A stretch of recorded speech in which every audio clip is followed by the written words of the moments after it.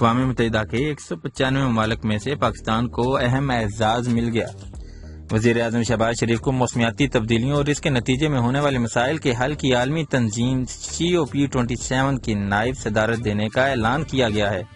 پی M house press wing کی جانب سے جاری بیان کے مطابق COP27 کی صدارت مصر کے پاس ہے۔ کانفرنس آف پارٹیز COP27 کی طرف سے اجلاس کے دوران نائب صدارت پاکستان کے لیے بڑا عالمی اعزاز ہے۔ مصر کے صدر عبد الفتاح السیسی نے وزیر اعظم شہباز شریف کو COP27 کے اجلاس کی مشترکہ صدارت کی دعوت بھی دی ہے۔ وزیر اعظم شہباز شریف ناروے کے وزیر اعظم اور مصر کے صدر گول میز کانفرنس کی مشترکہ صدارت کریں گے۔ کانفرنس آف پارٹیز کا اجلاس شرم الشیخ مصر میں 6 سے 18 نومبر کو ہوگا۔